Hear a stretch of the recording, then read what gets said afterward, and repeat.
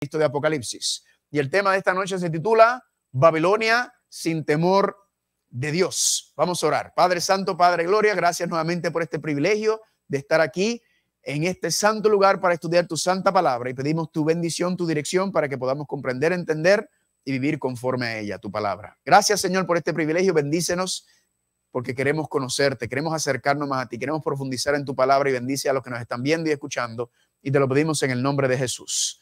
Amén. Vayan conmigo, por favor, familia, Apocalipsis capítulo 14. Vayan conmigo, abran sus Biblias en Apocalipsis capítulo 14, porque en Apocalipsis capítulo 14 habíamos mencionado al principio que se encuentra el último llamado, la última amonestación de Dios al mundo antes de acabar con este mundo. Dios le va a poner fin a este mundo de pecado, de maldad, de violencia, de guerra, de suicidio, de ataques, de cáncer. Dios le va a poner fin a este mundo. Ok, lo voy a repetir nuevamente porque parece que ustedes como que no se están gozando en eso. Dios le va a poner fin a este mundo de pecado, de maldad, de violencia, de guerra, de suicidio, de cáncer, de todo eso que nosotros vemos en este mundo, de la vejez. Dios le va a poner fin a todo eso. Gloria a Dios. Pero Dios, antes de acabar con este mundo, antes de ponerle fin a este mundo, Dios envía su último mensaje, su última amonestación a la tierra, y eso lo encontramos en Apocalipsis capítulo 14. Apocalipsis capítulo 14 del 6 al 12 es la base, el fundamento de este seminario, porque está basado en el mensaje final de Dios a la tierra. Apocalipsis capítulo 14, ¿cuántos están ahí? Para que todos lleguen, para que lo leamos todos juntos. Apocalipsis capítulo 14, versículo número 6, dice así: y vi volar por el medio del cielo otro ángel que tenía, ¿qué cosa? El evangelio eterno, las buenas nuevas eternas, para predicarlo a todos los moradores de la tierra, a toda nación, tribu, lengua y pueblo. En las últimas 2 noches hemos estudiado el evangelio eterno. ¿Cuántos dicen amén? ¿Cuántos se han gozado en el evangelio eterno, verdad? 2 temas, pudiéramos estar toda una semana. De hecho, tengo una serie de una semana completa del evangelio eterno, pero tuvimos 2 temas exclusivamente sobre el evangelio eterno. Y la Biblia dice que este evangelio será predicado ¿a quiénes? A todos los moradores de la tierra. Ahora noten lo que dice el versículo 7, el primer ángel, diciendo a gran voz: teme a Dios y darle gloria, porque la hora de su juicio ha llegado, y adorad a aquel que hizo el cielo, la tierra, el mar, ¿y qué cosa? Y la fuente de las aguas. Aquí encontramos, hermanos y hermanas, que en el evangelio eterno hay 3 mensajes angelicales que lo acompañan. Y esos 3 mensajes de ángeles, el primer ángel dice: teme a Dios y darle gloria, porque la hora de su juicio ha llegado, y adorad a aquel que hizo el cielo, la tierra, el mar y la fuente de las aguas. Hoy vamos a estudiar teme a Dios, mañana el juicio, el viernes darle gloria, y el domingo el concepto de la adoración de Dios como creador. ¿Están conmigo? Este primer ángel es un llamado de amonestación que Dios envía a su iglesia. Es un llamado de reavivamiento. El primer ángel es un llamado de Dios a su iglesia a reavivarse, a levantarse en ese contexto. ¿Cuántos están conmigo hasta ahora? Amén. Pero noten lo que dice el segundo ángel en el versículo número 8. Otro ángel le siguió diciendo: ha caído Babilonia, la gran ciudad. ¿Por qué? Porque ha hecho beber a todas las naciones ¿de qué? Del vino, del furor de su fornicación. El mensaje de los 3 ángeles, el segundo ángel dice que Babilonia va a caer, ¿verdad? Y Babilonia tiene ahí su copa de vino. Eso lo vamos a estudiar en Apocalipsis capítulo 17 y lo vamos a estudiar el sábado también cuando hablemos de la bestia, porque Babilonia, la ramera, está sentada sobre la bestia. Dice que Babilonia va a caer, y la razón que Babilonia va a caer, familia, es porque no quiere escuchar el primer ángel. Babilonia no quiere escuchar el evangelio eterno. Babilonia no quiere seguir el primer ángel. Babilonia quiere seguir su propio camino, su propio vino, y por ende la profecía dice que Babilonia va a caer. Y este va a ser el contraste en el tiempo final: el mensaje del evangelio eterno y el primer ángel versus el vino de Babilonia. Y todo el mundo en esta tierra va a tener que tomar una decisión a favor o en contra de este mensaje. ¿Están conmigo? ¿Y qué va a pasar con aquellos que deciden seguir bebiendo o beber del vino de Babilonia o seguir bajo el camino de Babilonia? Noten lo que dice el versículo número 9. Y el tercer ángel lo sigue diciendo a gran voz: si alguno, ¿qué cosa? Adora. Vamos a parar un momento ahí. Si alguno, ¿qué? Adora la bestia. Noten que el concepto de la adoración cae en ¿qué? ¿En un ámbito secular o en un ámbito religioso? Religioso. Así que estamos hablando, hermanos y hermanas, aquí donde el enemigo, por medio de la bestia, va a tratar de usurpar la adoración que le pertenece a ¿quién? A Dios. Y la gente ignorantemente, al estar adorando, obedeciendo o sometidos a la bestia, van a estar adorando a Satanás. Sigue diciendo, si alguno adora a la bestia, ¿y qué más? Y a su imagen, ¿y qué más? Y recibe la marca en su frente, en su mano. En otras palabras, al adorar a la bestia y al adorar a la imagen, ¿qué reciben? La marca de la bestia. Vamos a tener 3 temas sobre eso. De hecho, vamos a tener 5 porque el tema de la bestia tiene 2 temas. El tema de la imagen de la bestia tiene 2 temas y el tema de la marca de la bestia tiene 1 tema. Y recibe la marca en su frente o en su mano. Él también, ¿qué cosa? Beberá del vino de la ira de ¿quién? Ahora es Dios quien va a derramar su ira. ¿Sobre qué? Que ha sido vaciado puro y sin cáliz en el filtro y puro, ha sido vaciado puro y en el cáliz de su ira y será atormentado con fuego y azufre delante de los santos ángeles y del Cordero. Y el humo de su tormento sube por los siglos de los siglos y no tienen reposo de día ni de noche los que adoran a la bestia ni su imagen ni reciben la marca de su nombre. La Biblia dice, hermanos y hermanas, que Dios va a derramar su ira sobre esta tierra. La ira de Dios vamos a estudiarla también más adelante. Voy a tener un tema sobre eso. La ira de Dios se manifiesta por medio de las 7 plagas postreras. Y las 7 plagas postreras, no sé si lo mencioné, pero las 7 plagas postreras van a deshacer los 6 días de la creación de Génesis. Y termina, versículo 12. He aquí la perseverancia o la paciencia de los santos. ¿Que son quiénes? Los que guardan los mandamientos de Dios. ¿Y qué más guardan? Y la fe de Jesús. Hermanos y hermanas, la última amonestación a este mundo antes de acabar con él. Ahora, vamos entonces a hablar un poco sobre Babilonia, porque nos advierte sobre el concepto de Babilonia. Pero como estudiamos la primera noche, recuerden que Juan en el libro de Apocalipsis, él toma conceptos, él toma personajes, él toma lugares, él toma eventos literales que ocurrieron en el Viejo Testamento y le da ¿qué cosa? Una aplicación mundial espiritual. En el Viejo Testamento es local, literal. En el Nuevo Testamento, específicamente Apocalipsis, es mundial simbólico. En otras palabras, cuando está hablando de Babilonia, le pregunto, ¿existe una nación en este mundo hoy en día llamada Babilonia? No, no existe una nación llamada Babilonia, ¿verdad? Pero Apocalipsis nos dice que Babilonia es una que, ya lo habíamos leído, es una mujer que tiene escrito en la frente, ¿qué cosa? El nombre de Babilonia. Pero la Biblia también nos dice que hay otra mujer, la mujer de Apocalipsis capítulo 12. Y esta mujer está vestida, dice, con la gloria de Dios, ¿verdad? Y ya sabemos que una mujer que representa ¿qué cosa? La iglesia o el pueblo de Dios. En otras palabras, en el tiempo final van a haber ¿qué? Van a haber 2 grupos que profesan ser seguidores de Dios. ¿Están conmigo? Van a haber 2 grupos, 2 pueblos en la tierra que ambos van a profesar ¿qué? Ser seguidores de Cristo. Y adoran, dicen que adoran a Cristo, pero verdaderamente una está adorando verdaderamente a Cristo y la otra está fornicando ¿con quién? Con los reyes de la tierra. ¿Están conmigo? Un claro contraste que va a haber en el tiempo final en cuanto a eso. Ahora, regresando al tema de Babilonia. Como hoy en día no existe una Babilonia real, una nación llamada Babilonia, entonces ¿a dónde tenemos que ir para conocer y entender qué es Babilonia? Tenemos que ir ¿a dónde? Al Viejo Testamento. Pregunta, ¿existía una nación llamada Babilonia? Sí. ¿Y esa nación era amiga o enemiga del pueblo de Dios? Eran enemigos del pueblo de Dios. Y de hecho, presten atención a esto, en el libro de Daniel, la nación de Babilonia, el rey de Babilonia, ¿qué hace? Levanta ¿qué? Una imagen, que es lo que dice Apocalipsis capítulo 14 y 13, levanta una imagen y ¿qué hace? Hace que todos los que están sobre esa nación, ¿qué tienen que hacer? Tienen que doblar sus rodillas y postrarse y adorar ¿qué cosa? La imagen. ¿Están conmigo? Vayan conmigo, por favor, a Apocalipsis capítulo 13. Vayan conmigo a Apocalipsis capítulo 13. Quiero que vean algo interesante. Apocalipsis capítulo 13.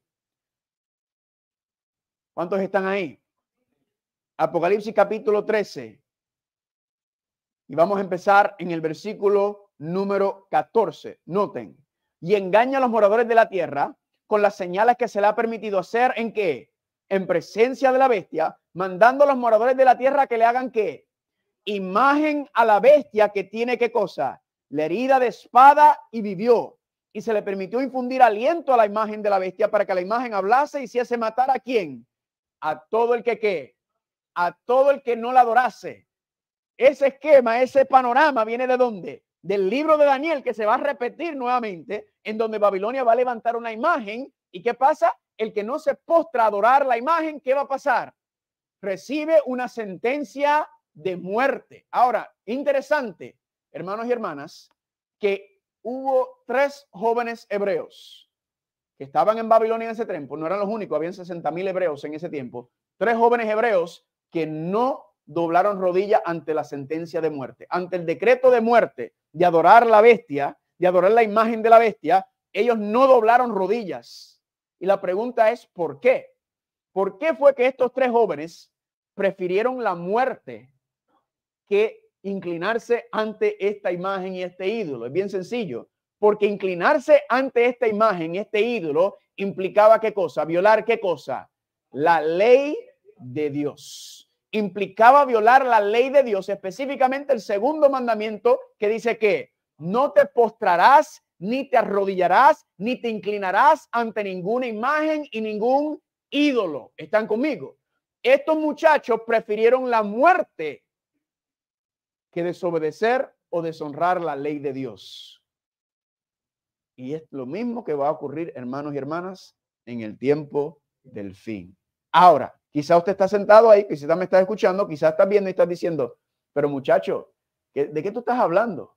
De la ley de Dios. Eso es del viejo pacto. Eso no es de ahora. Nosotros no somos cristianos del viejo pacto. Ese asunto de guardar la ley, eso era asunto del viejo pacto. Eso no es ahora de nuestros tiempos en el nuevo pacto. Nosotros somos cristianos del nuevo pacto. Ese asunto de la ley no es válida, no aplica a nosotros. Eso ya quedó abrogado, invalidado. Ahora, como yo les expliqué, cuando yo entro al cristianismo hace 16 años que empiezo a estudiar, yo me encuentro con varios grupos en el cristianismo. Me encuentro con un grupo que dice lo que le acabo de decir. La ley está inválida, la ley no está en pie, la ley ya fue abrogada, la ley ya fue abolida, la ley no es válido para el cristiano. Pero me encuentro con otro grupo de personas, otro grupo de cristianos que dicen que sí, que la ley es eterna, que la ley es para siempre, que son los principios de justicia y de santidad. Ahora, ambos grupos, noten aquí nuevamente el asunto de que ambos grupos diciendo que son seguidores de Dios y son sinceros, no me malentienda, pero se están contradiciendo. Entonces, yo recién entrando al cristianismo, ¿a quién yo voy a escuchar? A ninguno de los dos, porque se están contradiciendo. Yo dije, ¿cómo es posible que una sola Biblia se están contradiciendo? Entonces yo digo, yo no voy a escuchar a lo que ninguno de ellos dicen. ¿Qué voy a hacer yo? Yo voy a ir a la Biblia. ¿Y qué dice Dios? ¿Están conmigo? No qué dice el ser humano, no qué dice esto, porque yo les expliqué al principio que dijimos, hay más de 30,000 iglesias cristianas sobre la tierra. Cuidado sin más. Y todos profesan que seguir a Dios y serle fiel a Dios. Y sin embargo, tienen prácticas y ideas diferentes y creencias diferentes. Cuando tenemos una sola Biblia, un solo Señor, un solo Dios. Entonces yo digo, bueno, yo no puedo escuchar a nadie, yo me voy a dejar llevar por la constitución del reino de los cielos, que es que la palabra de Dios. Y sé que me puse a estudiar y me puse a investigar y encontré algo muy interesante. Encontré primero que Lucifer y sus ángeles fueron echados del cielo a causa de ¿qué? A causa de desobedecer y rebelarse en contra de Dios. Adán y Eva también fueron echados del jardín del Edén, de la presencia de Dios, eso vamos a hablar el viernes. También fueron echados, ¿por qué? Por deshonrar, por desobedecer la palabra de Dios. Entonces, ¿será que entonces la ley de Dios es verdaderamente algo inválido, algo que no tiene propósito en este tiempo, algo que no está en pie? ¿O será que sí está en pie, que sí tiene validez, que sí tiene importancia? Nuevamente, no me importa lo que ninguno de los 2 o 3 o 15 o 30,000 grupos dicen. A mí lo único que me importa es lo que dice Dios. ¿Están conmigo? Así que yo me puse a estudiar y le voy a compartir algunos versículos que las personas que decían que la ley está invalidada, que está abrogada, que ya no es vigente para los cristianos ahora en este tiempo, dicen. Hebreos capítulo 7, versículos 18 y 19 dice, queda abrogado el mandamiento anterior a causa de su debilidad e ineficacia, porque la ley nada perfeccionó y de la introducción de una mejor esperanza por la cual nos acercamos a Dios. Así que ahí me dicen, viste, Carlos, ya la ley, el mandamiento quedó abrogado, la ley no perfecciona nada, la ley no sirve para eso. Y ahora tenemos la introducción de una mejor esperanza y lo que argumentan con eso es, antes vivían por ley y ahora vivimos por fe. Eso es lo que algunos argumentan. Otro versículo, por ejemplo, que usan es Colosenses capítulo 2, versículo 14, anulando el acta de los decretos que había contra nosotros, que nos era contraria, quitándola de medio y haciendo ¿qué? clavándole en la cruz. ¿Viste, Carlos? Cuando Cristo murió en la cruz del Calvario, el acta de los decretos, la ley quedó, ¿qué cosa? Anulada. ¿Están conmigo? Así que ahí tenemos, hermanos y hermanas, algunos, hay varios versículos más que se utilizan, pero entonces en otras partes de la Biblia encuentro donde dice que la ley de Dios es eterna, que la ley de Dios es perfecta. Cuando miro el santuario, veo el arca del pacto que representa el trono de Dios. ¿Y qué hay dentro del arca del pacto? Los 10 mandamientos, implicando que son fundamentales. ¿Están conmigo? Ahora, ¿cómo vamos a hacer este estudio? Bien sencillo, hermanos y hermanas. Porque al estudiar la Biblia y hablar de la ley de Dios, nos damos cuenta de que Dios no solamente tiene una ley. Cuando estudiamos la Biblia nos damos cuenta que hay muchas diferentes tipos de leyes.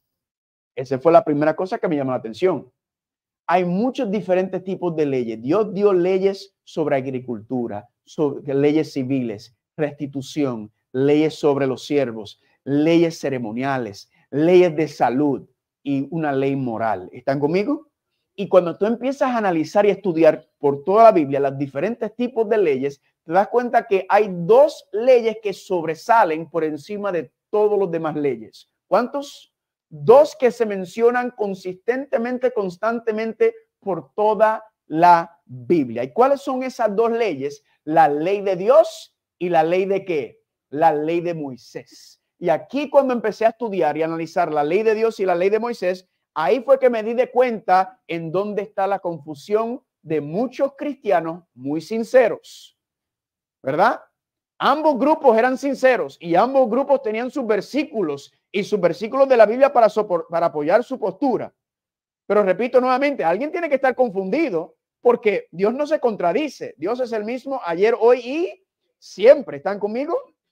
Así que eso es un principio. Dios no se contradice. Hay muchos escritores de la Biblia, pero hay un solo autor que es el Espíritu Santo. Entonces Dios no se va a contradecir. Otro punto muy importante que aprendí estudiando este tema es que un versículo sin contexto es un pretexto. Un versículo sin contexto es un pretexto. ¿Qué significa eso? Hay personas con toda la sinceridad del mundo que toman un versículo de la Biblia y lo sacan fuera de su contexto. Le voy a dar un ejemplo.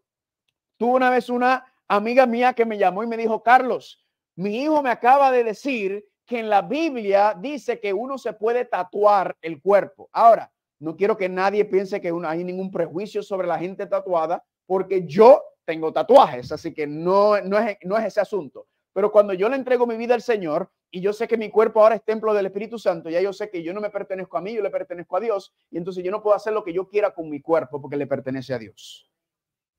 Pero este muchacho le dijo a su mamá, no mami, en la Biblia dice que yo puedo tatuarme el cuerpo. Y ella me dijo, yo no lo podía creer. Y yo dije, ¿qué versículo fue el que te dio? Y él dijo, Filipenses 4:13, todo lo puedo en Cristo que me fortalece.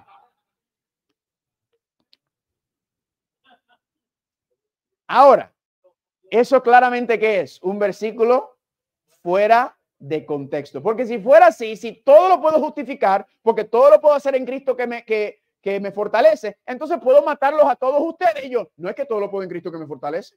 Puedo quitarle la esposa a otra, puedo tener, ¿me están entendiendo? Eso es un versículo fuera de contexto claramente, pero así es que utiliza. Entonces nosotros, hermanos y hermanas, vamos a ver que la Biblia no puede sacarla fuera de su contexto. Y vamos a ver hoy cuál es la diferencia. Vamos a hacer un pequeño estudio sobre la diferencia entre la ley de Dios y la ley de Moisés, y usted va a ver cuán claro está esta confusión que existe en el cristianismo y cómo se explica solito. ¿Están conmigo? Solito se explica la Biblia. Vamos a empezar entonces. Hay varias categorías. Obviamente no puedo darle todas las categorías, pero si a usted le interesa tener el estudio completo, usted me puede dar su correo electrónico al final. Si usted está viendo en línea, puede postear su correo electrónico y yo le voy a enviar los estudios. De hecho, yo le puedo enviar los estudios y las notas mías y las presentaciones de todas las noches, si a usted le interesa. ¿Están conmigo? Se me olvidó decirle eso desde el principio. Yo le envío todo eso que usted quiere para que tenga mis notas, para que tenga el PowerPoint, para que tenga todo, para que usted lo estudie y no diga que yo se lo estoy diciendo. Vamos a ver 3 categorías nada más en cuanto a la diferencia entre la ley de Dios y la ley de Moisés, y es más que suficiente, pero son como 10 categorías, pero solo con 3 basta. Vamos a ir al primero. En la primera categoría se llama la ley de Dios. ¿Es llamada qué cosa? La ley de Dios o la ley del Señor.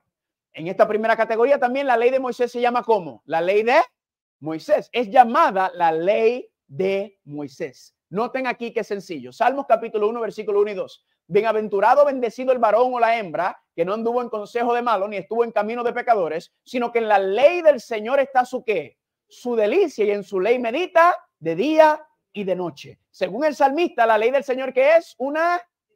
¿A cuántos de ustedes cuando le dan hambre y le ponen su plato favorito al frente? Mi plato favorito es el mangú. Y cuando yo tengo hambre y me lo ponen al frente, ¿qué hago? Me lo devoro porque es una delicia. ¿Están conmigo? Rico, sabroso. Noten Romanos 7:22, porque según el hombre interior, ¿qué cosa dice Pablo? Me deleito en la ley de Dios. Así que la ley de Dios y la ley del Señor, ¿qué son según la Biblia? Una delicia, algo rico y sabroso. Vamos entonces ahora a ver lo que dice sobre la ley de Moisés. Noten Hechos capítulo 15, versículo 1 y 5. Entonces algunos de los que venían de Judea enseñaban a los hermanos diciendo, si no te circuncidas conforme a la costumbre de Moisés, no podrán ser ¿qué? No podrán ser salvos. Algunos de los fariseos que se convirtieron al cristianismo querían obligar a los gentiles, a los paganos que se estaban convirtiendo al cristianismo, a que tenían que ¿qué? Tenían que seguir la costumbre de Moisés, que era circuncidarse, o si no, ¿qué cosa? No se podían salvar. Eso era un problema bien grave que había en los tiempos bíblicos. Ahora noten cómo le explica. Pero algunas de las sectas de los fariseos que habían creído en Cristo se levantaron diciendo que era necesario circuncidarlos y mandarles que guardasen ¿qué cosa? La ley de Moisés. ¿Están conmigo? Noten que claro está ahí. La ley de Moisés tiene que ver ¿con qué? Con la circuncisión. Y ese no era el único reglamento de la ley de Moisés que los fariseos estaban tratando de obligar a los cristianos recién convertidos. Ahora le hago una pregunta. En los 10 mandamientos, en la ley moral de Dios, ¿habla de la circuncisión? Ninguna parte habla de circuncidarse. ¿Eso era una qué? Eso era una ley de Moisés, lo que se llama también una ley ceremonial. ¿Están conmigo? Porque tenía que ver con los asuntos del santuario, los servicios, la ceremonia y todo relacionado al santuario terrenal. Sencillo, al grano. Vamos a la próxima categoría. La ley de Dios fue escrita por el dedo de Dios sobre 2 tablas de piedra. La ley de Moisés fue escrita ¿por quién? Por Moisés. ¿En dónde? En un libro. Noten aquí, Éxodo capítulo 32, versículo 15 y 16. Y volvió Moisés y descendió del monte trayendo en su mano las 2 tablas del testimonio. ¿Y las tablas eran qué? Obra de Dios. ¿Y la escritura qué era? Escritura de Dios grabada ¿sobre qué? Sobre las tablas de piedra. Le hago una pregunta. ¿Quién escribió los 10 mandamientos en esas 2 tablas de piedra? Dios mismo. Aquí todo lo que está en este libro lo escribieron manos humanas, excepto, ¿qué cosa? La ley de Dios. ¿La ley de Dios la escribió quién? Dios mismo, con su propio dedo. ¿Y lo escribió sobre qué? Tablas de piedra. Noten entonces, la ley de Dios escrita por el dedo de Dios sobre 2 tablas de piedra. La ley de Moisés escrita ¿por quién? Por Moisés. ¿En dónde? En un libro. Deuteronomio capítulo 31, versículo 24 al 27. Y cuando Moisés acabó de escribir las palabras de esta ley, ¿en dónde? Noten, ¿quién escribió las palabras de esta ley? Moisés. ¿Y dónde Moisés las escribió? En un libro. ¿Están conmigo? Hasta concluir, se mandó Moisés a los levitas que llevaban el arca del pacto del Señor diciendo, y presten atención a esto, tomad este libro de la ley y ponerlo ¿dónde? Al lado del arca del pacto. Así que aquí tenemos el libro de la ley que lo escribió Moisés con su propia mano. ¿Y dónde puso el libro de la ley que Moisés escribió? Al lado del arca. Ahora le hago una pregunta. Si el libro de Moisés iba al lado del arca, ¿dónde iban los 10 mandamientos y las tablas de piedra? Dentro del arca. ¿Están conmigo? Así que Dios, aunque ambas leyes fueron dadas por Dios, estamos viendo que hay una distinción bien clara entre estas 2 leyes. ¿Están conmigo? La misma Biblia está haciendo esta separación, esta aclaración. ¿Para qué? Para que no nos confundamos. Porque hay mucha confusión y la Biblia Dios no es un Dios de confusión. ¿Están conmigo? Noten la próxima, segunda de Crónicas capítulo 35, versículo 11 y 12. Y sacrificaron la Pascua y esparcían los sacerdotes la sangre tomada de mano de los levitas, y los levitas degollaban la víctima y tomaron luego del holocausto, según está escrito ¿en dónde? en el libro de Moisés, que es la ley de Moisés. Noten lo que menciona aquí: sacrificar Pascua, esparcir sangre, los sacerdotes, levitas, degollar víctimas y holocaustos. Le hago una pregunta. En los 10 mandamientos, ¿habla algo sobre sacrificar Pascuas, sacerdocio, sangre, degollar víctimas y holocaustos? Absolutamente nada. ¿Por qué? Porque los 10 mandamientos es una ley moral que identifican el pecado, el bien y el mal. Y la ley de Moisés era una ley ceremonial que tenía que ver con los servicios y del santuario y el sacerdocio y todo lo que regulaban ese ámbito. Noten entonces la última categoría, que es la más importante, solamente la que vamos a estudiar, pero esta es la más importante. La ley de Dios define, identifica y os señala ¿qué cosa? El pecado. Pregunta, hermanos y hermanas, ¿cuál es el problema en este mundo? El pecado. ¿Están conmigo? Entonces, ¿cómo nosotros identificamos lo que es el pecado? Vamos a ver que es la ley de Dios, la ley moral. Por otro lado, la ley de Moisés fue añadida a causa o a resultado o a consecuencia del pecado. ¿Para qué? Para lo que se llama su expiación o su limpieza. En otras palabras, la ley de Dios identifica el problema, señala el problema, y la ley de Moisés, ¿qué hacía? Limpiaba o resolvía el problema. ¿Están conmigo? Uno identifica, uno ¿qué? Señala. Le voy a dar un ejemplo. Vamos a suponer que usted vaya a donde su doctor y usted cuando le llegan las pruebas, los análisis, Dios no lo quiera, encuentran que usted tiene cáncer, ¿verdad que sí? Y usted ve los análisis, pero usted no sabe leer los análisis. Usted va donde el doctor y el doctor va a leer los análisis y le dice, mira, lamento decirle que usted tiene cáncer. ¿Qué parte fue ahí? Se identificó qué cosa. Se identificó el problema, ¿verdad que sí? ¿Verdad que sí? Ahora, ¿qué va a pasar? ¿El análisis, la prueba de sangre le va a resolver el problema? No, solamente le identifica el problema, ¿verdad? Ahora usted le dice al doctor, doctor, ¿y cómo vamos a resolver este problema? Y el doctor le dice, bueno, ahora vamos a ver los diferentes tipos de tratamientos, ¿verdad? Para tratar ese problema.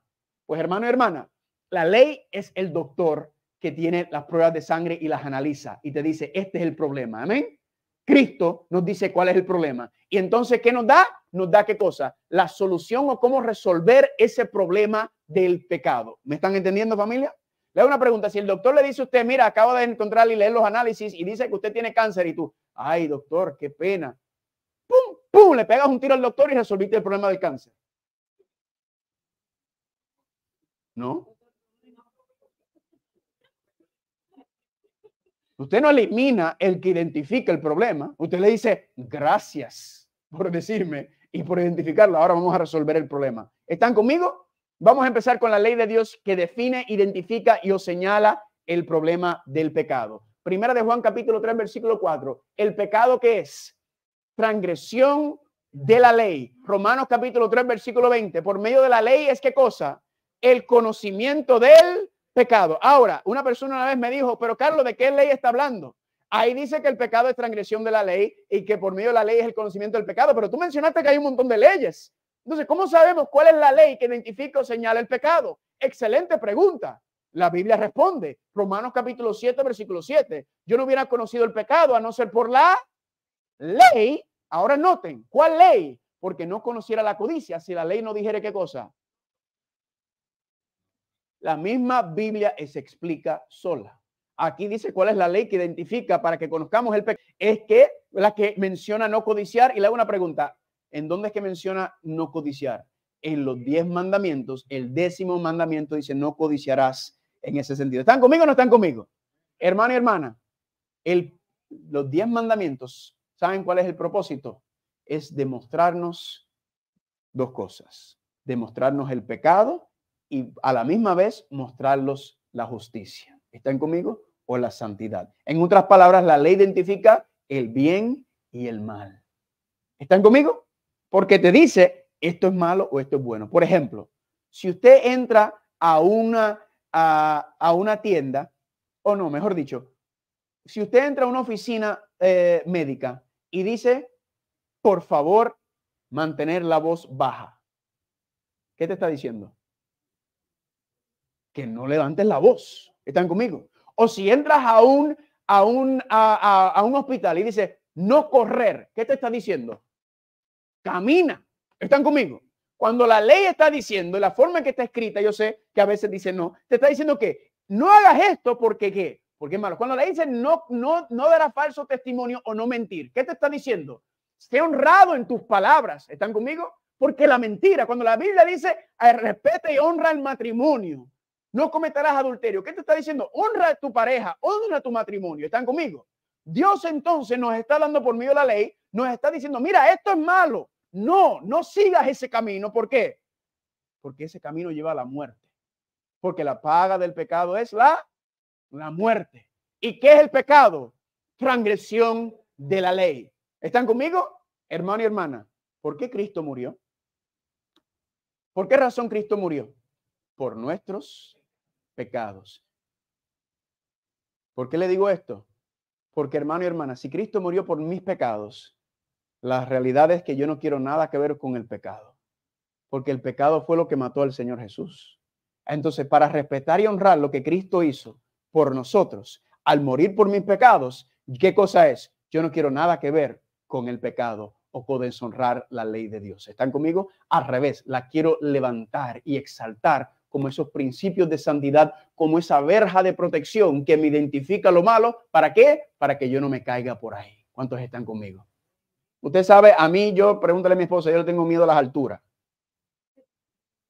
Y yo, allá una vez fui al Parque Yosemite. ¿Alguien ha ido al Parque Yosemite allá en California? Una cosa espectacular. Amén. Pero hay una cosa que no me gusta de Yosemite. Que cuando usted está allá arriba, ya subiendo, y en Colorado lo mismo, hay una también que está como a 13,000 pies. Y cuando uno va subiendo, hermano y hermana, no hay barandita. Y eso a mí me da un miedo. Una vez fuimos a Guatemala, también fuimos a un lugar allá que estábamos tan arriba que estamos encima de las nubes y sin barandita. ¿Están conmigo? Y yo andajé. Viceversa, cuando hay barandita uno anda como que un poco más tranquilo, ¿verdad que sí? La ley de Dios, hermano y hermana, son las baranditas que nos dicen, no te acerques aquí. ¿Están conmigo? Este es el mal. Huyan de esto en cuanto a eso. ¿Cuántos están conmigo? Entonces, hermano y hermana, si yo quiero honrar la muerte de Cristo, yo voy a honrar la ley de Dios. ¿Por qué? Porque la ley de Dios, hermano y hermana, nos enseña lo malo y Cristo murió por esa maldad. Así que yo no quiero nada que ver con cualquier cosa que tenga que ver con lo que causó la muerte de Cristo, sino que yo quiero exaltar y levantarlo. ¿Están conmigo? ¿Cuántos están conmigo? Ahora, el otro lado. Ya tenemos la ley de Dios, los 10 mandamientos que identifican o señalan el pecado. Ahora vamos a ver cómo el pecado se resolvía. La ley de Moisés fue añadida a causa, a resultado del pecado, para su expiación y su limpieza. Noten, Nehemías capítulo 10, versículo 33 en adelante. Para las cosas santificadas y los sacrificios de expiación por el pecado. Los sacrificios eran ¿por qué? Por el pecado de Israel, para toda la obra de la casa de nuestro Dios en los tiempos determinados cada año, para quemar sobre el altar de nuestro Dios, como está escrito ¿en dónde? En la ley. Ya ustedes son expertos sin darse cuenta. Yo los acabo de capacitar a todos ustedes en identificar cuál ley es esa. ¿Por qué? Porque ¿qué dice ahí? Sacrificios de expiación por el pecado. La casa de Dios. Dice ahí quemar sobre el altar de nuestro Dios, como está escrito en la ley. Le hago una pregunta. ¿De qué ley el contexto está hablando? De la ley de Moisés. ¿Por qué? Porque en los 10 mandamientos no menciona nada sobre sacrificios por el pecado, ni el santuario, ni los altares. ¿Están conmigo? Noten el contexto, se explica solo que está hablando de el aspecto de qué cosa, de la ley ceremonial, de la ley de qué, de la ley de Moisés. ¿Qué era qué? Todo señalaba a quién, a Cristo. Porque ¿quién era el sacrificio? ¿Quién era la ofrenda? ¿Quién era el sacerdote? ¿Quién era el que iba a resolver el problema del pecado? Cristo. ¿Cuántos están conmigo? Entonces, todo eso, los sacrificios, los servicios, todos señalaban a Jesucristo. Él es el Cordero, Él es el sacerdote, Él es la ofrenda, Él es el que nos reconcilia con el Padre. ¿Están conmigo? Todo lo que tenía que ver con el santuario terrenal y la ley de Moisés era un símbolo, una representación que apuntaba y señalaba a Jesús como el Cordero de Dios que iba a quitar el pecado del mundo. ¿Cuántos están conmigo? Por eso dice en Hebreos capítulo 10, versículos 5 al 7, Jesucristo dice, entrando en el mundo, dijo, Sacrificio y ofrenda no quisiste, mas me preparaste un cuerpo. Holocausto y expiaciones por el pecado no te agradaron. Entonces dije, he aquí que vengo, oh Dios, ¿para qué? Para hacer tu voluntad, como en el rollo del libro está escrito de qué. Está escrito de mí.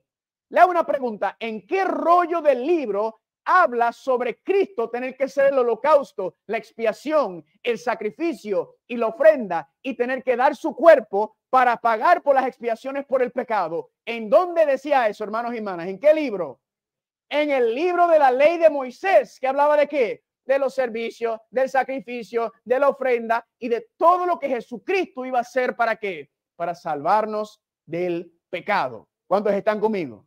Hermano y hermana, esto no es difícil de entender. Yo solamente le di un poquito y con eso es más que suficiente para ver la clara diferencia que existía entre estas dos leyes y por qué tanta gente se confunde. Ahora regresamos para atrás a uno de esos versículos. Colosenses 2:14 es uno muy común que se utiliza para justificar que los 10 mandamientos no están válidos, no son relevantes para nosotros, fueron abolidas. Dice Colosenses 2:14, Cristo anulando, ¿qué cosa?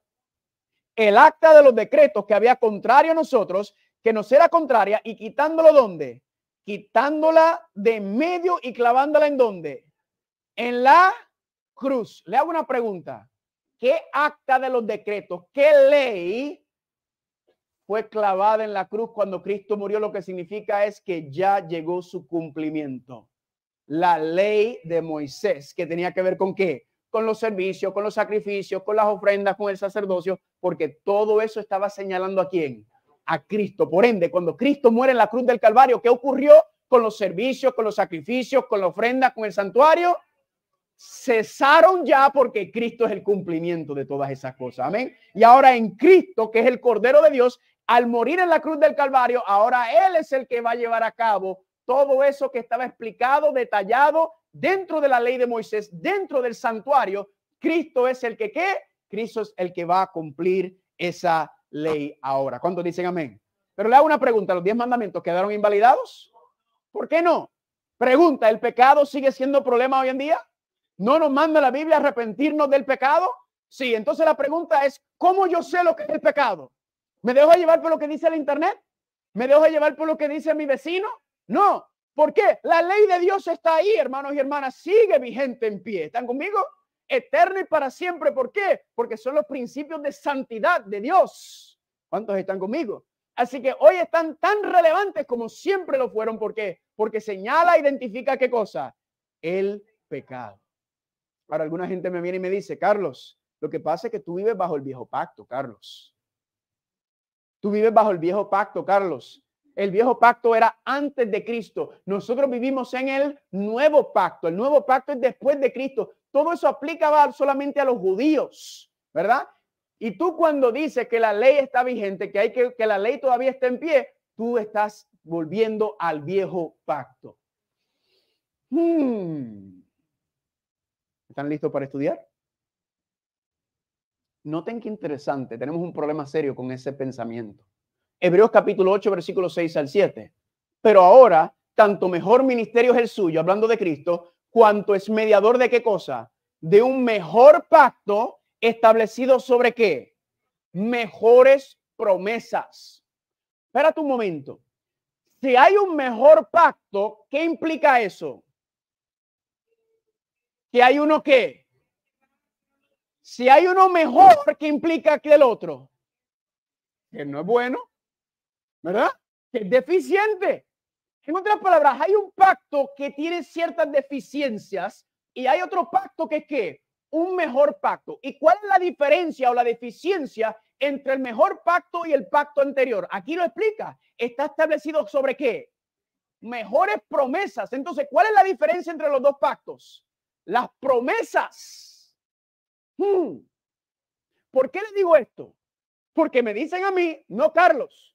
Lo que pasa es que Dios anteriormente salvaba a la gente en el viejo pacto y ahora salva a la gente en el nuevo pacto. Pero ven acá, si Dios hizo el viejo pacto, ¿por qué la misma Biblia dice que ese pacto no tenía buenas promesas? ¿Qué es el problema? Ah, no, el problema era la gente. Ahí no dice que el problema era la gente, ahí dice que el problema era el pacto. Noten el próximo versículo.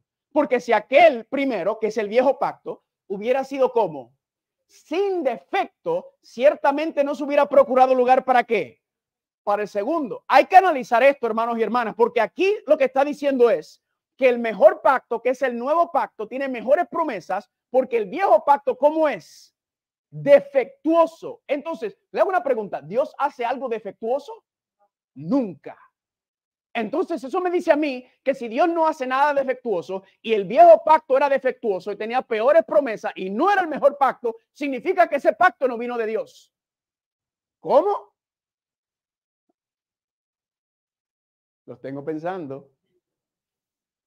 Les voy a decir cuál es el problema. ¿Saben cuál es el problema? Es que Dios no hace dos pactos. Dios solamente hace un pacto. Le voy a mostrar ahora que Dios hace su pacto, que tiene mejores promesas, y el ser humano hace su propio pacto, que quiere hacerlo con Dios. Y esas promesas humanas no sirven. ¿Están conmigo? ¿Cómo es eso, Carlos? Vamos a estudiarlo a la luz de la Biblia. Noten Hebreos capítulo 8, versículo 8 y 10. He aquí vienen días, dice el Señor, cuando estableceré con la casa de Israel y con la casa de Judá, ¿qué cosa? Un nuevo pacto. Así que aquí, cuando los hermanos me dicen a mí, o los hermanos de otras creencias me dicen a mí: mira, Carlos, tú estás bajo el viejo pacto, nosotros estamos bajo el nuevo pacto. La primera pregunta que le hago es: ¿y cuál es el nuevo pacto? ¿Qué es el nuevo pacto? Por favor, explícame lo que es el nuevo pacto. Bíblicamente, ¿qué es el nuevo pacto? Y casi nunca me pueden responder: bueno, pues déjame dejar que la Biblia explique lo que es el nuevo pacto. Pondré mis leyes en sus mentes y sobre sus corazones, ¿qué cosa? Noten que en el nuevo pacto, ¿en dónde está la ley de Dios escrita? En la mente y el corazón. ¿Significa que la ley de Dios está invalidada? ¿Está abrogada? ¿Está desaparecida? No, claro que no. Dice claramente que en el nuevo pacto la ley queda ¿en dónde? En la mente y el corazón. Sí, Carlos, la ley queda en la mente y el corazón porque Cristo está en mi mente y mi corazón. ¿O significa que entonces que en el viejo pacto la ley no estaba escrita en la mente y en el corazón? No, porque ¿dónde estaba escrita? En tablas de piedra. ¿Significa que entonces que este asunto es nuevo desde que Cristo vino? No. Miren esto. Isaías 51, 6, 7. Oídme los que conocen justicia, pueblo en cuyo corazón está. Espérate un momento, esto está en el Viejo Testamento. Y dice que Dios tenía un pueblo cuyo corazón tenía ¿qué cosa? Ya tenía la ley sellada. Noten, Salmos 37, 30 al 31. La boca del justo habla sabiduría y su lengua habla justicia. La ley de su Dios está ¿en dónde? En su corazón. Espérate un momento, este es el libro de Salmos. No estoy entendiendo. ¿Cómo es posible que esto esté en el libro de los Salmos cuando estamos diciendo que eso solamente aplica para los que todo el tiempo después de Cristo? Noten, Salmos 46, 8. He aquí que vengo, en el rollo del libro está escrito de mí el hacer tu voluntad, Dios mío, me ha agradado, y tu ley está ¿en dónde? En medio de mi corazón. Aunque eso es una profecía mesiánica, eso lo escribió David, diciendo que la ley de Dios estaba en su corazón. Espérate un momento, pero esto no tiene sentido. Hermano y hermana, Dios solamente hace un pacto, y ese pacto está basado ¿en quién? En Cristo. ¿Están conmigo? Le hago una pregunta. Si el pacto eterno, le hago una pregunta. ¿Cuándo fue establecido el pacto eterno? Desde antes de la fundación del mundo. Estaba establecido desde antes de la fundación del mundo. ¿En quién? En Cristo Jesús. ¿Significa que hay que traer otro pacto? No, ninguno, porque el plan de Dios siempre ha sido, cosa, escribir la ley ¿en dónde? En la mente y en el corazón. Usted estudia el concepto del pacto eterno en la Biblia, y yo le puedo mandar al estudio, y la frase pacto eterno aparece casi 20 veces. ¿Y sabe qué? 20 veces aparece en el Viejo Testamento. Solamente una vez aparece en el Nuevo Testamento. Le voy a mostrar uno. ¿Se acuerdan de Abraham? Noten lo que Dios le dijo a Abraham, Génesis 17, 7. Estableceré mi pacto entre mí y ti, y tu descendencia después de ti, en sus generaciones. ¿Por qué? Por pacto eterno. Si usted estudia el pacto eterno, se da cuenta que el pacto eterno, Dios le dijo a Adán, Dios le dijo a Seth, Dios le dijo a Matusalén, Dios le dijo a Noé, Dios le dijo a Jacob, Dios le dijo a Isaac, Dios le dijo a Abraham, Dios le dijo a David. Es el mismo, están conmigo, y lo ratificó en Cristo Jesús. Entonces la pregunta que nos hacemos es: ¿y por qué esta confusión en cuanto al pacto ¿Qué pasó en el Sinaí? Noten que Dios le dijo a Abraham, mi pacto haré, te ofrezco el pacto, porque el pacto es entre el Padre y el Hijo, y a tu descendencia. Hay una profecía que Dios le dio a Abraham y le dijo, tu descendencia va a terminar esclava, ¿en dónde? En Egipto. ¿Están conmigo? Y sabemos que Dios, ¿qué hizo? ¿Liberó o no liberó a los descendientes de Egipto? Sí. Y los sacó con mano poderosa y los llevó ¿a dónde? Los llevó al desierto. ¿Con qué plan y con qué propósito? ¿Dónde los quería llevar? A la tierra prometida. ¿Están conmigo? ¿Pero qué pasó? Tuvieron que dar una paradita en el Sinaí. ¿Por qué? Porque el pueblo estaba muy rebelde. No estaba escuchando, porque estaban murmurando, porque estaban quejándose de Dios. Y Dios dijo, ¿saben qué? Hay que dar una paradita. Hay que sacarle el Egipto a ustedes. Vayan conmigo, por favor, a Éxodo capítulo 19. Vayan conmigo a Éxodo capítulo 19. Dios los sacó de Egipto, pero Egipto todavía seguía en su corazón. Éxodo capítulo 19.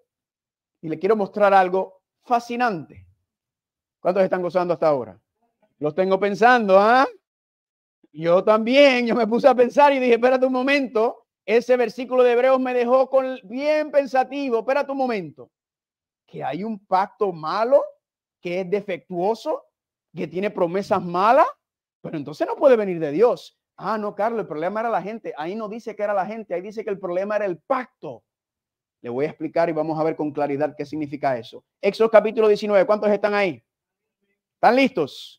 Noten lo que dice Éxodo capítulo 19 y vamos a empezar en el versículo número 1. Dice así: en el mes tercero de la salida de los hijos de Israel de la tierra de Egipto, en el mismo día llegaron al desierto de Sinaí, y había salido de Reanfim y llegaron al desierto de Sinaí y acamparon en el desierto y acampó ahí Israel delante del monte. Versículo número 3. Y Moisés subió a Dios y Jehová lo llamó desde el monte diciendo: así dirás a la casa de Jacob y anunciarás a los hijos de Israel: vosotros viste lo que hice a los egipcios y cómo los tomé sobre alas de águila y os he traído a mí. ¿Cuál era el plan de Dios? Traer la humanidad ¿a dónde? Traerlo a él. Sigue diciendo. Ahora pues, escuchen bien lo que dice aquí. Si dieres oído a mi voz. Dar oído significa escúchame. ¿Y qué más? Y guardares mi pacto. Le hago una pregunta. ¿Qué significa la palabra guardar? ¿Qué significa la palabra guardar? Atesorar, proteger, cuidar, ¿verdad? Si a usted, por ejemplo, no, ahora no se maneja tanto el dinero, pero vamos a suponer que le daban una buena cantidad de dinero y en aquel tiempo no, las cosas no eran. ¿Qué usted hacía? Usted lo metía en una media y usted lo guardaba debajo de la cama o lo metías en la gaveta de la esquina de abajo y lo metías y lo pillabas bien atrás. ¿Para qué? Lo estabas guardando, ¿verdad? ¿Por qué? Porque era muy valioso. ¿Están conmigo?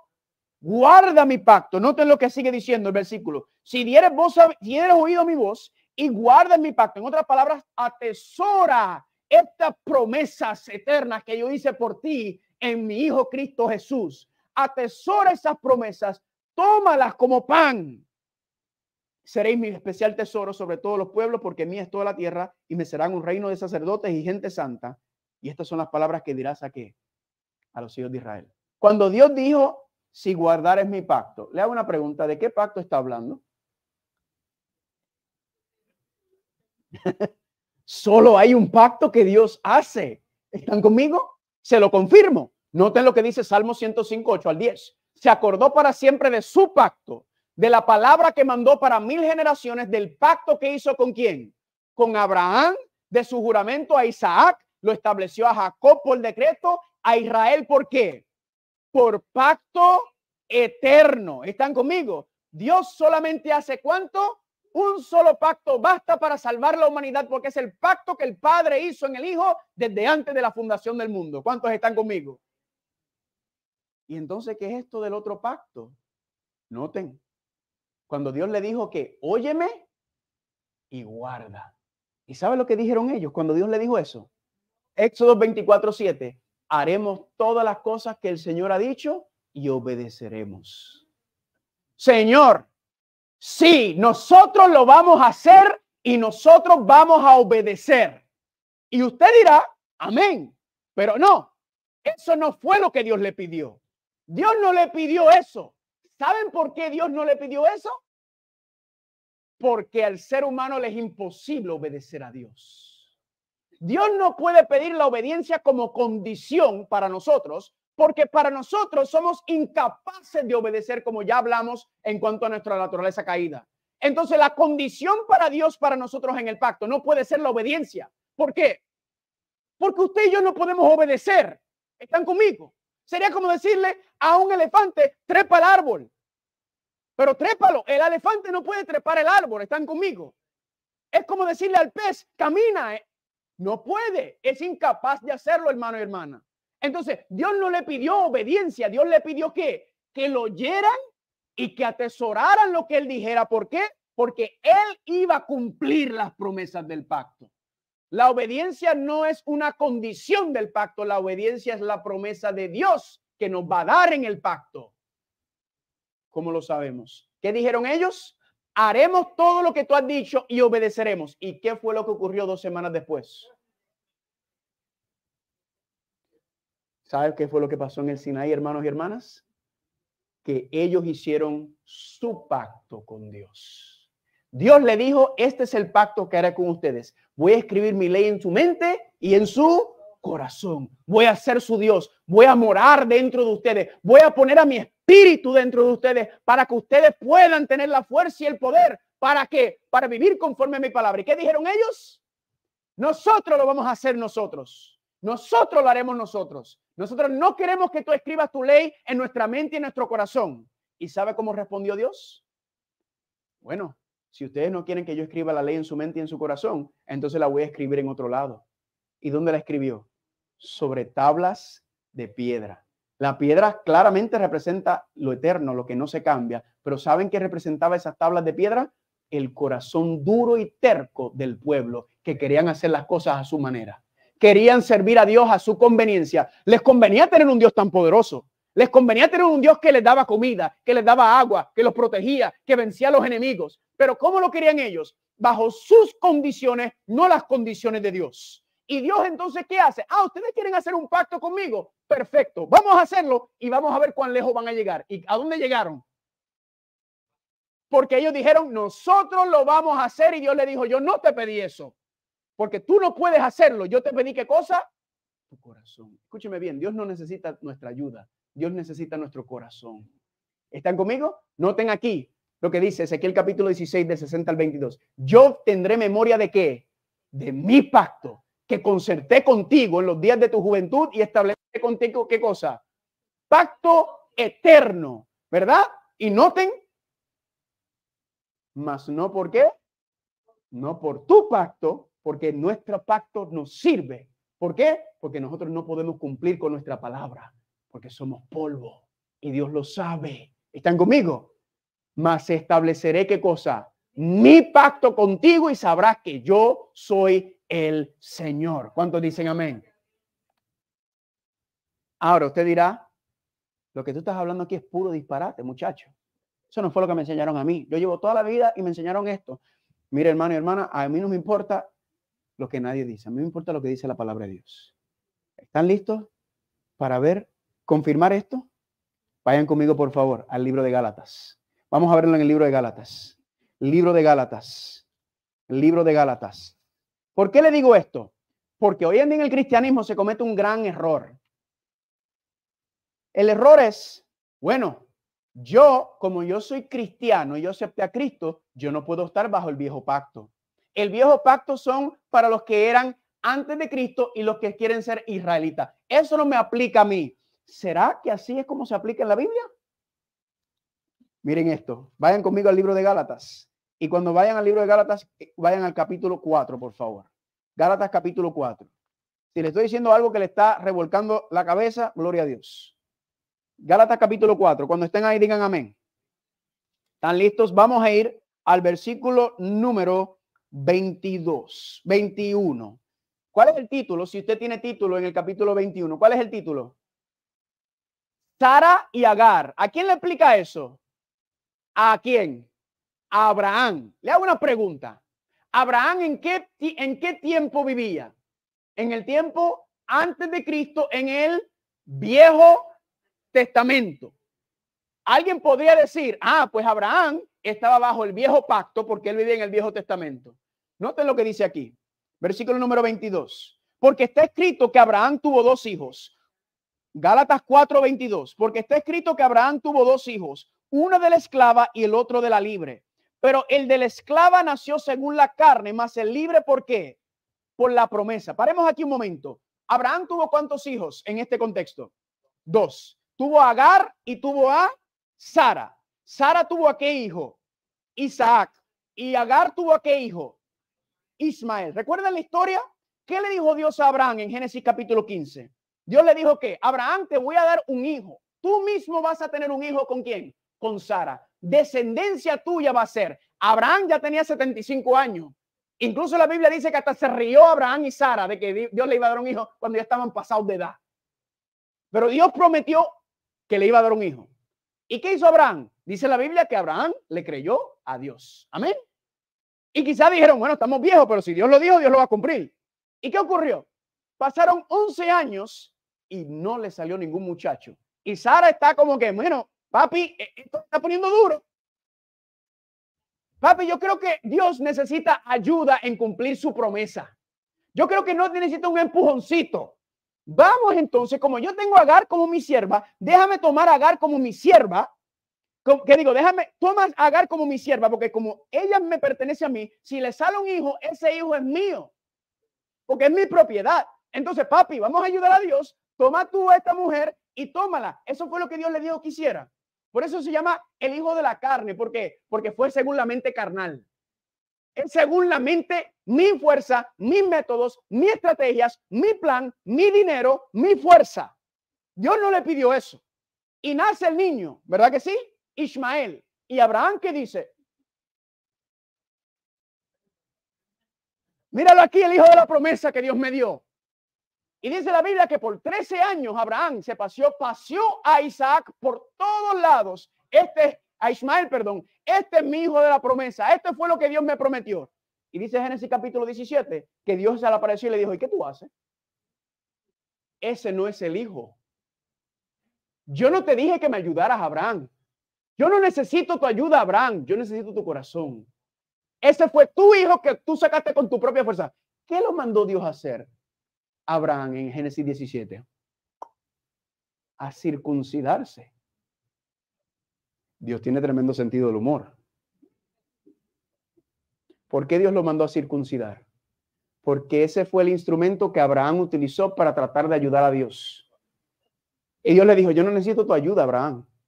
Yo no te pedí un hijo, yo te lo voy a dar. Yo no necesito que tú uses métodos humanos, métodos carnales, métodos terrenales para ayudarme a mí. Córtalo y pícalo para que nunca te olvides en confiar en mí y dejar de usar tus fuerzas. Pregunta, ¿Dios le dio un hijo o no le dio a Isaac? ¿Dios revivió el vientre muerto de esa mujer, sí o no? ¿Y le dio Dios un hijo, no? ¿Sí o no?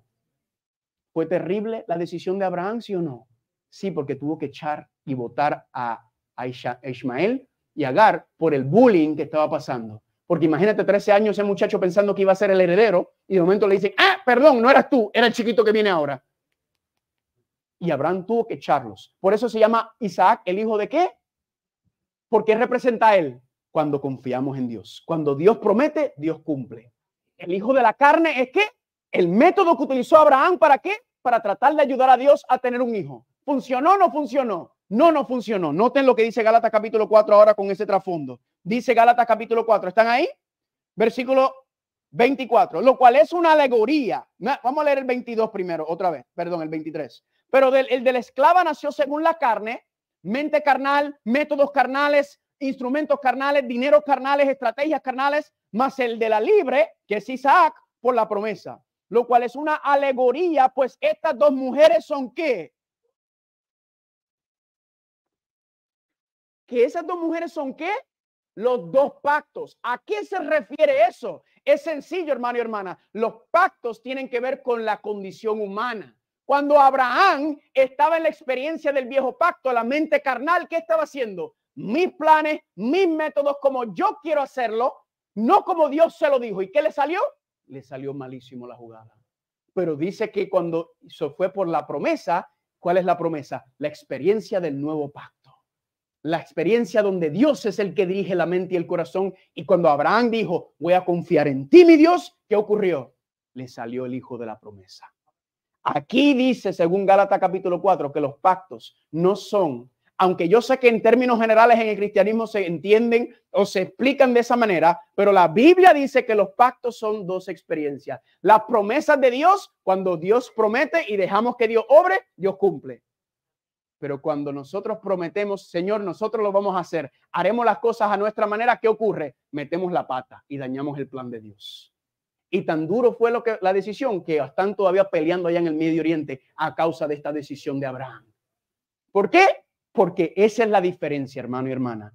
Y lo que Dios nos está diciendo es, yo no necesito tu ayuda, yo necesito tu corazón. Estamos demasiado dependientes en mis fuerzas, en mis planes, en mi dinero. Yo hago las cosas con mi estrategia. Yo te digo, yo no necesito que tú me ayudes. Y esa es la experiencia de la circuncisión, para que cada vez que Abraham se iba a bañar, cada vez que se acostaba con Sara, cada vez que se cambiaba de ropa, se estaba acordando de qué. ¿Por qué no le creía a Dios?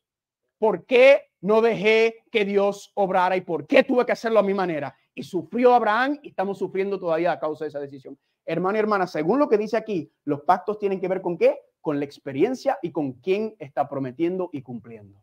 Cuando tú cumples, cuando tú prometes y tú dices, yo lo voy a hacer, Señor, yo lo voy a cumplir, ¿eso es qué? Eso es estar bajo el viejo pacto. Pero cuando tú dices, Señor, yo creo en tus promesas y yo voy a confiar y esperar en ti, entonces Dios es el que cumple. Y esa es la experiencia de qué? Del nuevo pacto. Vamos a seguir leyendo porque no terminó. ¿Están listos? Versículo número 24. Lo cual es una alegoría, pues estas mujeres son los dos pactos. El uno proviene del monte Sinaí. ¿Cuál es el que viene del monte Sinaí?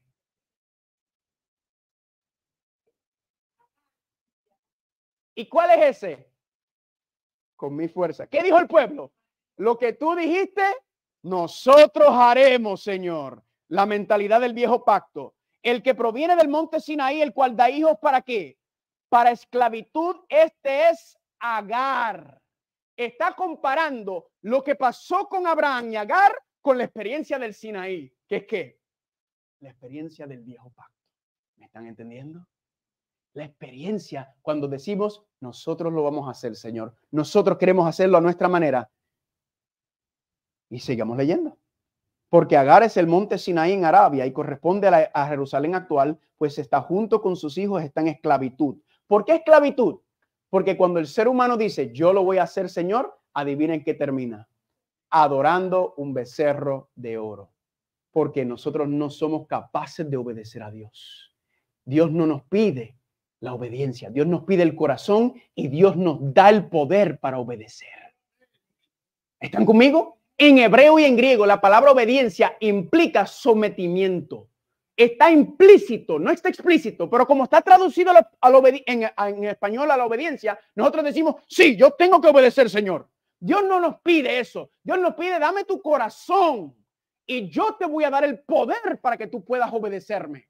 Pero nosotros estamos tan acostumbrados a las cosas del mundo que en el mundo uno dice, pues me esfuerzo, estudio y trabajo duro y yo voy a echar para adelante. Y no me malentienda, eso trabaja en el mundo, pero traemos esa mentalidad a la iglesia. Y decimos, Señor, yo voy a tratar de ser mejor cristiano. Es que esto no va a mejorar, hermanos y hermanas. Esto no va a cooperar. Es el poder de Dios el que se manifiesta en nosotros para que Dios pueda cumplir su propósito. Él es el autor y consumador de la fe. Él es el que cumple, Él es el que prometió. Pero cuando nosotros prometemos, ¿qué hacemos? La embarramos. Porque nosotros no podemos cumplir nuestras promesas. ¿Están conmigo o no están conmigo? Nuestras promesas son como ¿qué? Como tela de arena, de araña. Dios dice, yo no necesito tu ayuda. ¿Yo necesito qué?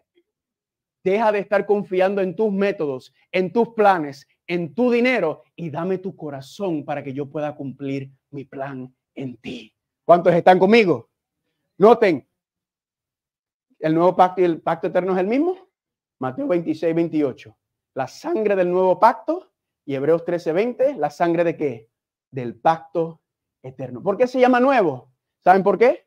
Porque Israel se había olvidado de que Dios quería escribir su ley en su mente y en su corazón. Se aferraron tanto a la ley escrita en tablas de piedra y querían seguir y vivir conforme a eso y echárselas de que, yo sacrifico, yo voy al santuario, yo hago esto, yo estoy bien.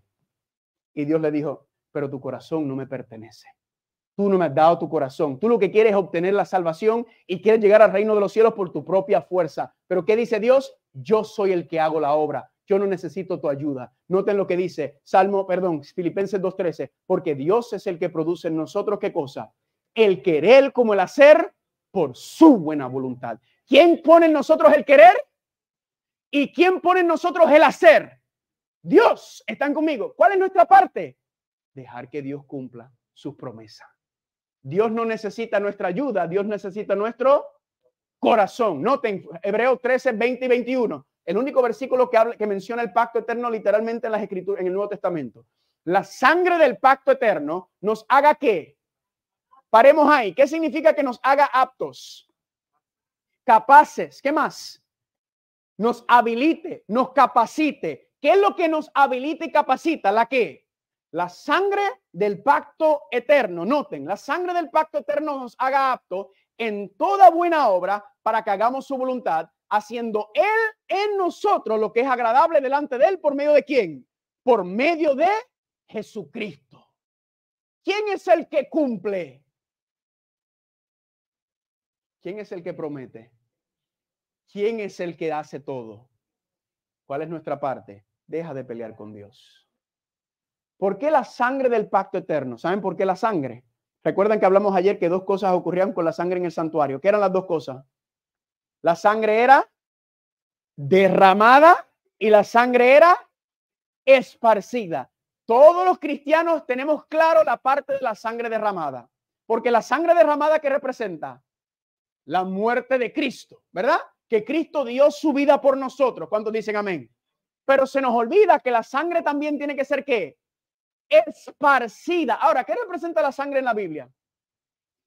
La vida. Entonces, si la sangre derramada representa que Cristo dio su vida por nosotros para pagar nuestros pecados, para pagar por la condenación del pecado, la sangre esparcida, ¿quién era el que lo hacía? El sacerdote. ¿Y qué significa eso? Que la misma vida de Cristo ahora nos es impartida a la iglesia. Que es la vida de Cristo, Cristo morando en mí, la esperanza de gloria, la que cumple con los requerimientos de la ley. ¿Por qué? Porque nosotros no podemos. Por eso tiene que ser, dice, la sangre de Cristo, la sangre esparcida del pacto eterno en el santuario, nos haga apto, nos habilite para toda buena obra. ¿Hagamos qué? Para que hagamos su voluntad. ¿Cómo lo hacemos? Haciendo Él en nosotros lo que es agradable delante de Él. ¿Qué está diciendo el santuario? Que Dios no solamente dio su vida y murió por nosotros en Cristo Jesús, sino que Cristo también nos otorga su vida, nos da su fe, su vida para que podamos vivir su vida, porque nosotros no podemos vivirla. ¿Están conmigo? Y eso lo vamos a ver el viernes cuando hablemos del poder del Espíritu Santo. ¿Para qué? Para vivificar y reavivar este cuerpo muerto al pecado, como hizo con Sara, que no podía dar a luz. ¿Y qué hizo Dios? La revivió. La Biblia dice que la sangre del Cordero revive también este cuerpo muerto en pecado. ¿Para qué? Para vivir para su gloria. Y eso ocurre por medio de ¿qué, hermanos y hermanas? Por medio de la sangre impartida, la sangre, la vida de Cristo esparcida. ¿Están conmigo o no están conmigo? ¿Qué significa la ley escrita en las tablas de piedra y las tablas del corazón? Sencillo. ¿Quieren ver la diferencia? ¿Cuántos son casados? Muy bien. Imagínate esta noche que tú llegas a tu casa y tu esposo te dice, mi amor, quiero que sepas que la razón por la cual yo te soy fiel es porque el mandamiento dice no cometerás adulterio. Por eso yo te soy fiel. Si no fuera por ese mandamiento, yo andaría como chivo sin ley en todas las esquinas. ¿A cuántos de ustedes les gustaría escuchar eso? Nadie. Qué bueno que nuestros esposos y nuestras esposas quieren serle fiel a Dios, ¿verdad que sí? Pero ¿qué pasa? ¿Esa ley cómo es? Exterior. Ahora les voy a explicar la ley escrita en la mente y el corazón. Que tú llegas esta noche y tu esposo te dice, mi amor, quiero que sepa que la razón por la cual yo te soy fiel es porque te amo. Como mantequilla en sartén caliente. ¿Están entendiendo la diferencia? no es una ley externa. Sí, voy a obligar, sí, lo voy a hacer, sí, la voy a cumplir. Dios dice, no, la escribí ahí para que ustedes entiendan que ese corazón de ustedes es duro. Yo quiero que ustedes me dejen transformar el corazón. Noten lo que dice Deuteronomio 36:8. Y circuncidará el Señor Dios, ¿qué cosa? ¿Quién es el que hace la circuncisión? Dios hace la circuncisión. Le hago una pregunta. ¿Cómo es que Dios circuncida nuestro corazón? Con la cruz del Calvario. Amén. Transformado el corazón. Y noten lo que dice. Y circuncidará el Señor tu Dios tu corazón para que ames al Señor tu Dios con todo tu corazón, con toda tu alma, a fin de que vivas y oirás la voz del Señor. ¿Y qué cosa?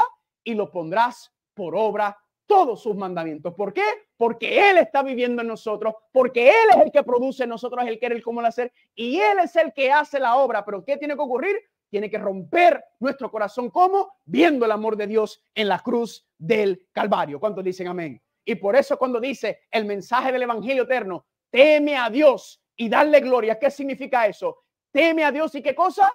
Guarda sus mandamientos, sus promesas, atesóralas en tu corazón, porque este es el todo del judío, no el todo del hombre. Salmo 112, versículo 1. Bienaventurado el hombre, la mujer que teme al Señor y en sus mandamientos, ¿qué cosa? Se deleitarán en gran manera. ¿Cuántos dicen amén? ¿Por qué nos deleitamos en gran manera? Porque los caminos del Señor son buenos, justos y perfectos y nos protegen del pecado. ¿Y qué decimos, Señor? Yo amo tus mandamientos. Sé que Cristo murió por mí. Sé que murió por mis pecados y ahora yo quiero vivir conforme a tus mandamientos. Yo quiero vivir conforme a tu palabra. Señor, impárteme, por favor, la fe de Jesucristo. Impárteme la vida de Cristo. Impárteme la justicia de Cristo, porque yo no tengo justicia. Yo no tengo fuerzas para cumplir, Señor. Yo soy caído, yo soy de polvo. Yo necesito que tú mores en mí y que tú cumplas tus promesas. Y confiar y caminar en las promesas de Dios. Eso, hermano, hermanas, es vivir en el pacto nuevo, en el pacto eterno. ¿Cuántos dicen amén? ¿Están conmigo o no están conmigo? Y termino, hermanos, hermanas, con un problema. ¿Está el dragón airado con la ley de Dios? Oh, sí. Noten lo que dice. El dragón se llenó de ira contra la mujer y se fue a hacer guerra contra el remanente de la simiente de ella. ¿Por qué el dragón le hace la guerra a la mujer o la iglesia? ¿Por qué? Porque guarda los mandamientos de Dios, atesora y levanta los mandamientos de Dios. ¿Y qué más tiene? El testimonio de Jesucristo. Por eso el dragón odia a aquellos que quieren levantar los 10 mandamientos y quieren mantenerlos en pie y decir, estos son los principios de Dios. ¿Por qué? Porque Satanás quiere mantenernos en pecado. Y por eso dice la profecía que la bestia hablará palabras contra el Altísimo y pensará en cambiar los tiempos y la ley de Dios. Les voy a mostrar cómo Babilonia el sábado está tratando de cambiar la ley de Dios y decir, no es lo que ustedes crean, es diferente. Eso es lo que la profecía dice, hermanos y hermanas, y esta es la guerra final que se va a desatar. Y termino con esta historia. Pueden bajarlo un poquito, por favor. Esto ocurrió en el sur cuando estaba el tiempo de la esclavitud. Y este señor era dueño de una finca. Y fue un día a una venta de esclavos y vio entre los esclavos que habían cientos de esclavos, pero había un esclavo que era el doble de grande y el doble de fuerte que todos los demás esclavos. ¿Y sabe lo que hizo? Dijo, oye, ¿por qué ese esclavo es el doble de fuerte y de grande y está en 50% de descuento? Y el vendedor le dijo, la razón es que este esclavo que está aquí, que tú estás viendo, no trabaja para nadie. Lo he vendido 3 veces y me lo devuelven, refund, porque no trabaja, no levanta un dedo. Es más, si te lo llevas ahora, te pongo otro 50% de descuento para que te lo lleves ahora. Se lo llevó y lo montó. En el carruaje todo el camino, ¿saben lo que el esclavo estaba diciendo? Perdiste el tiempo comprándome, porque yo no trabajo para nadie. Yo no levanto un solo dedo para nadie. Yo no trabajo para nadie. Una cotorra todo el camino. Al final del camino, llegan a la hacienda del amo. Y él baja al esclavo y le dice, quítale las cadenas. El esclavo está sorprendido. ¿Qué está pasando aquí? Le dice, quiero que sepas que la razón por la cual yo te compré es para liberarte. Tú eres un hombre libre desde este momento en adelante. Tú puedes hacer lo que tú quieras. Si tú quieres, te puedes ir por este camino oscuro, tenebroso. Lo más seguro, si no te encuentran, te van a matar. Y si no te encuentra un animal salvaje, te va a matar. Pero también puedes tomar este camino que está aquí. Y este camino que está aquí Aquí tú puedes ver al final que aquí está mi casa, mi mansión. Y en mi mansión yo tengo muchos otros siervos que viven conmigo. Ninguno es esclavo, ninguno es forzado. Todos trabajan libremente para mí y sus hijos viven y trabajan conmigo también y trabajan, van a la escuela con mis hijos y yo les pago la educación y todos están cuidados que en mi casa y todos son libres.